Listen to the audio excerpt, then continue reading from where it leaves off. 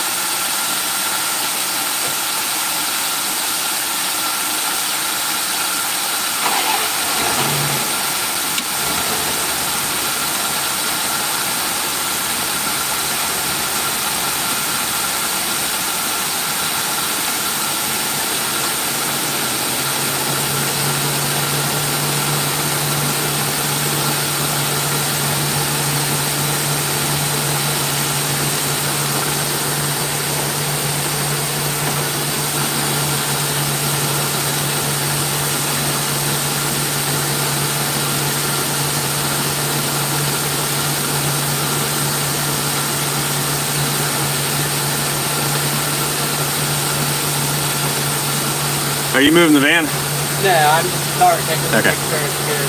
Say hi to Facebook Live. YouTube Live. Where am I today?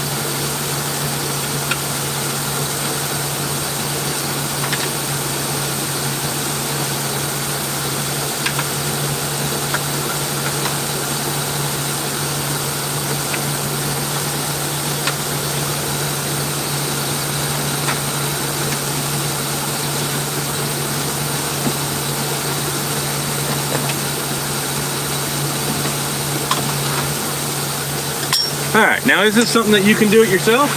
Maybe. Depends what your electrical aptitude is and how comfortable you are working around 240 volts. Now in theory, if you've got it all turned off, it won't be an issue. But if you're not comfortable with that, hire a professional. So we've got the residual air that's in the tank that's been pressurized, pushing stuff back out, okay? And so that's what we're waiting for, is for all that pressure that's built up in the tank to drain. Now the way I fill these, generally speaking, is I get the tank completely empty. I take the air nozzle and I blow it on the top to make sure that if that bladder has leaked and water's gotten above it and it's waterlogged above there, that I push that water back out so I get as much air as possible. Sometimes you can listen to CV hear a difference and tell where the water level is. But we're gonna get all this water out of the tank. Once the tank's completely empty, we'll put a little bit of water back in it, and then we'll take the air compressor and we're gonna load this up to 2 pounds below the cut end of the switch. So we'll have to see what these are preset to. They're either 40, 30.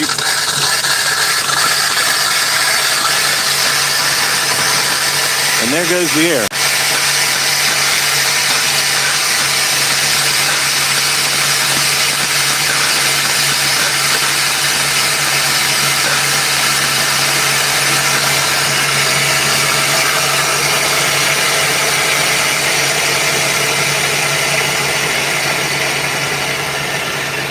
So these are preset to either 2040 or 3050 or 4060. So what looking at the packing slip to see what it was that we bought. Guessing these are 4060s, and that's going to be the preset cut in, cut out for this. So now that that's, and it's still dripping, even though the pressure's off of it.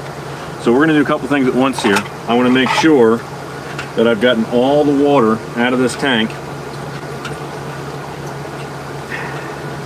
And since that can be a little bit time consuming, we're gonna do this part here while we're waiting.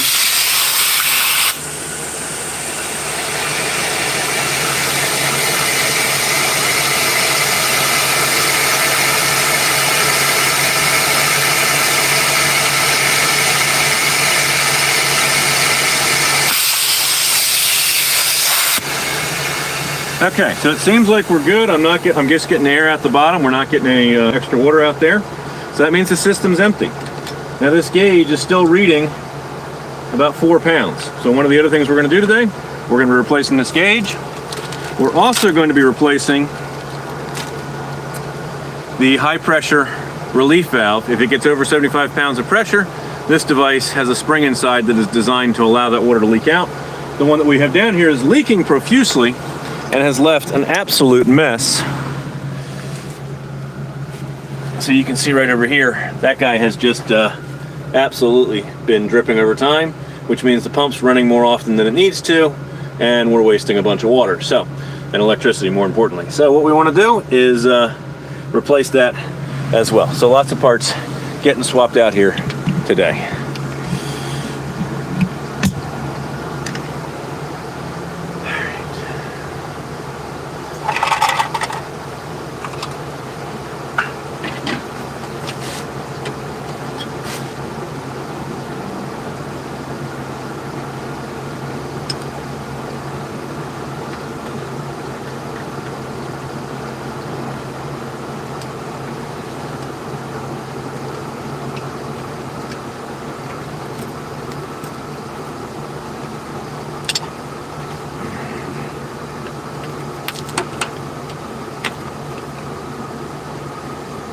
And one of the joys of being in an underground pump house is you do have to worry that in the coldest days in the wintertime, things down here can freeze. And so sometimes you got to run a heater, or you got to have some heat tape in place to help protect all this equipment from freezing in the wintertime.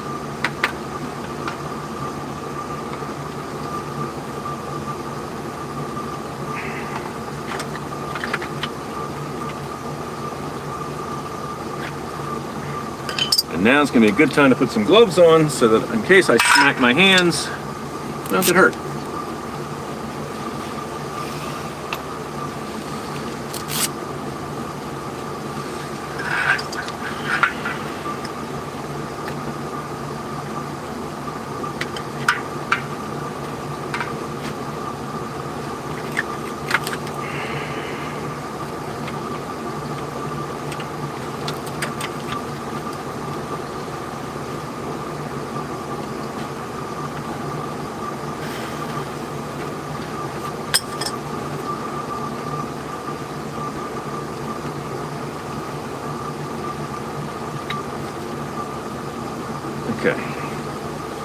So this is a 0 to 100 scale, and even when I tap on it, it's still reading high. And I don't know if those screws in the back allow you to adjust something or not. If you know that and you want to leave that in the comments, I'm kind of curious. So this is the same thing. This is also 0 to 100, but the numbers, as you can see, are a whole lot bigger, and it's water filled, which maybe that'll help. Well, it's not water, it's probably oil filled, but having that fluid in there may help this thing last a little bit longer, so it's not taking the abuse from the well coming on, because the fluid in there is not going to compress as much as just straight air inside of their wood. All right, so next step is we're going to grab some Teflon tape, and we're going to tape up the threads, and then start putting things back together.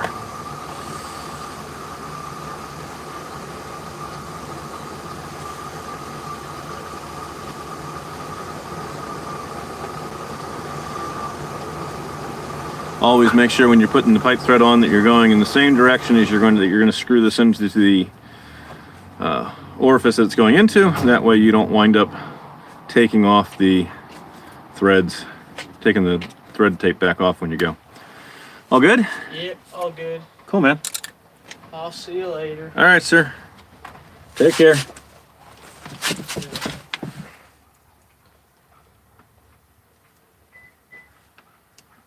They usually say 3 to 4 times around is enough with the thread tape. That's about what we did. And now it's starting to get snug, so I want one more full turn after I feel it starting to get tension on it. Generally what I like to do.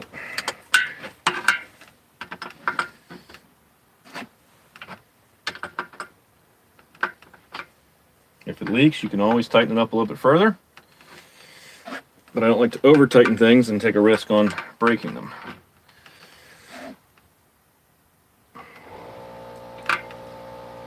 I think I can get one more around.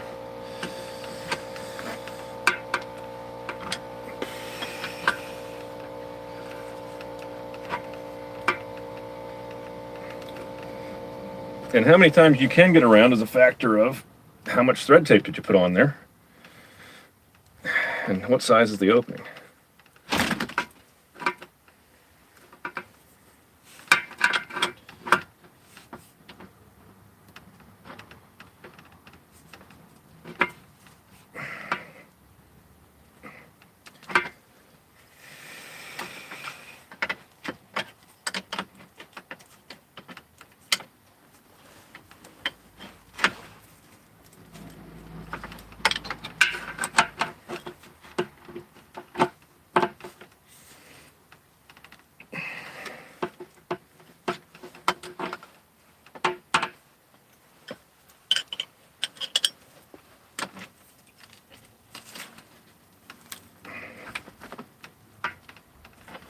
All right, now we can see nice and clear where things are from the outside. That was step one.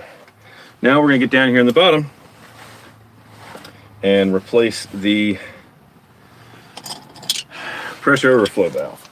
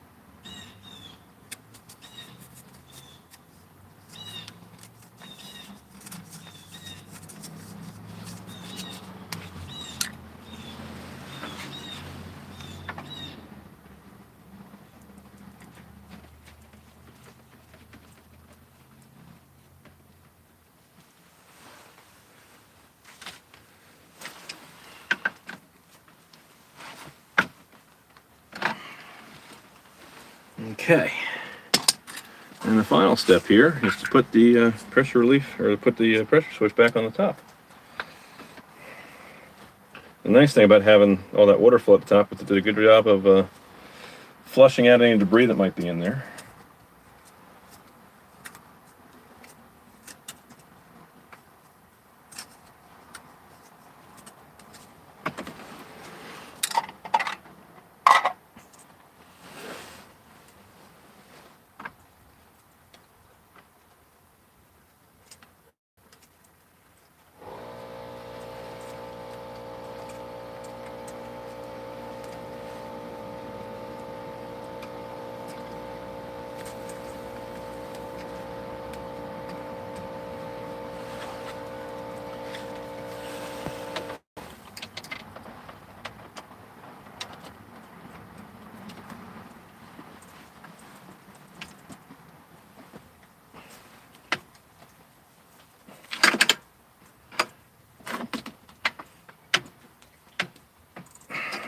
Okay. Now we're going to wire it back up the way we had it before. It should be set to 40-60 coming into this. And it's calling because there's no pressure on it, which is good.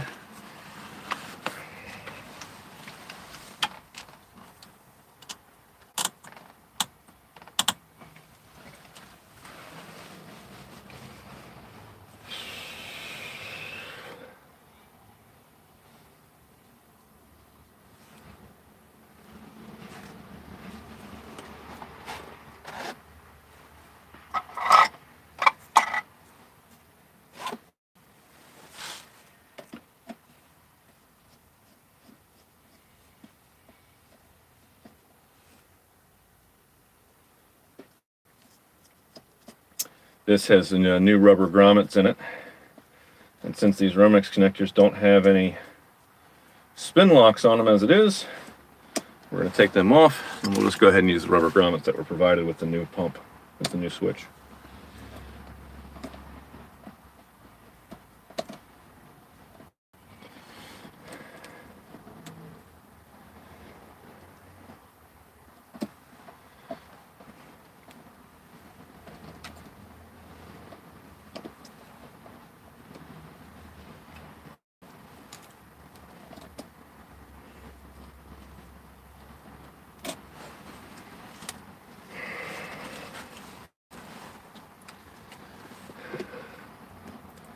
So you could have a situation in your family where, family's in town, holidays are here, and all of a sudden you're in a well and you've got no water and you don't know why. And if the switch has gone bad, you can get through the interim by putting a pair of gloves on and using something non-conductive and pushing those contacts together and manually turning the well on if the switch isn't functioning. And I think that's what this real estate investor did for a couple days until we could get out here to get this taken care of for him. There's enough water in the tank to maybe get a shower, or at least half a shower in. So if you're in a pinch, you can get it done without paying the emergency plumber rates. But at some point, you're going to want to get it fixed. And this is the process for how to do that.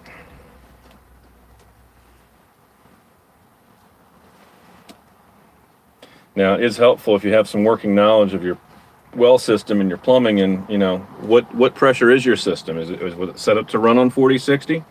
Was it set to run up on 30-50, or was it a 20-40 system? And if you know that information, that'll help you in knowing which one of these to buy. And they're usually adjustable. You can tweak them and get them where they're doing what they're supposed to for you. But unless you know what your precharge is supposed to be, it makes everything else that you've got to figure out a whole lot more difficult. Because you've got to know if the tank has gone bad and you've lost the bladder, then you've got to know. Now, if the bladder was functioning, I could put the tire gauge on here and it would read 28 or 38 or 48 pounds, and that would tell me add 2 pounds, and that's what size pressure switch I need. So if this was reading 28, I would get a 30-50 switch. If this was reading 38, I would get a 40-60 switch. If it was reading 18, I'd get a 20-40. So if the pressure tank was good, that could be a way to tell what you're supposed to buy. In lieu of that piece of information, if your plumber wasn't nice enough to write something on the side of the tank, give you some Sharpie telling you what pressure your system is set to run at, you're going to be scratching your head not knowing what exactly it is that you need to fire this up.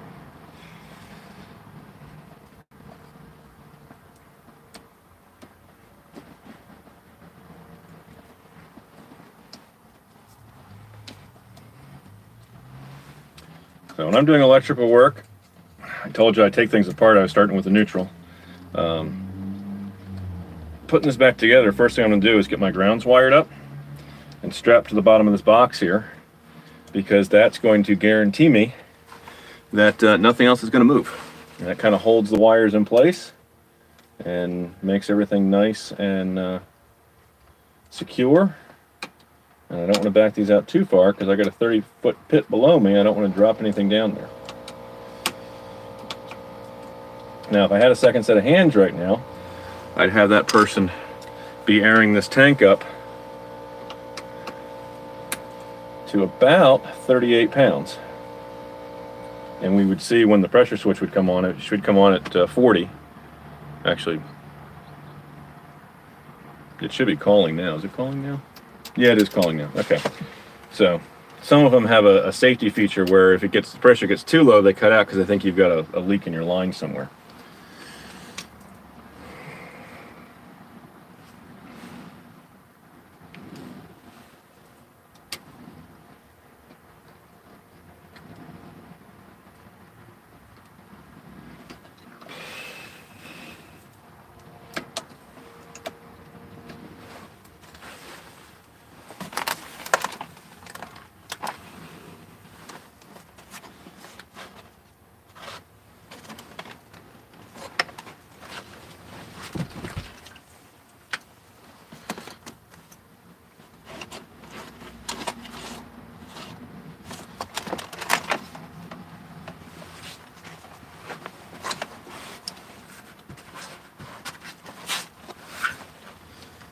Grab my needle nose and use that to help get these grounds around these screws tightly.